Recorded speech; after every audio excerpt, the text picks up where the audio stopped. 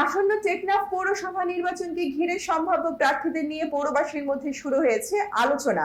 এরই মধ্যে জনগণের আস্থা, ভালোবাসা ও সমর্থনে আলোচনায় রয়েছেন টেকনাফ পৌরসভার সাবেক প্যানেল মেয়র ও টেকনাফ পৌর বিএনপির সদস্য সচিব হাফেজ এনামুল হাসান। টেকনাফ প্রতিনিধি মুসলিম উদ্দিন জানান, দীর্ঘদিন ধরে তিনি সাধারণ মানুষের সুখে দুঃখে পাশে থাকার চেষ্টা করেছেন। তিনি সামাজিক কর্মকাণ্ডে অংশগ্রহণের পাশাপাশি মানুষের নানা সমস্যা ও প্রয়োজনীয় সহযোগিতা করায় তার প্রতি অনেকের আস্থা রয়েছে। পৌরবাসীর একটি অংশের দাবি, হাফেজ এনামুল হাসান সৎ, বিনয়ী ও জনবান্ধব ব্যক্তি। তিনি নির্বাচিত হলে দল মতের ঊর্ধ্বে উঠে নাগরিক সেবা নিশ্চিত করতে কাজ করবেন এমন প্রত্যাশাও রয়েছে তাদের।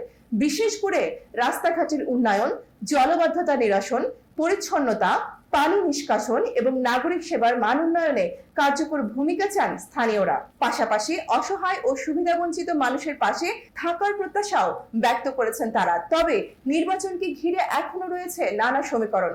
শেষ পর্যন্ত কারা প্রার্থী হচ্ছেন, নির্বাচন মাঠে কার অবস্থান কতটা শক্তিশালী হয় এবং ভোটাররা কাকে প্রতিনিধি হিসাবে বেছে নেন, সেটি নির্ধারণ করবে টেকনাফ পৌরসভার আগামী দিনের নেতৃত্ব।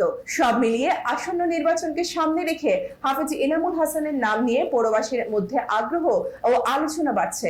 এখন অপেক্ষা নির্বাচনী মাঠে তার আনুষ্ঠানিক অবস্থান এবং শেষ পর্যন্ত ভোটারদের রায়।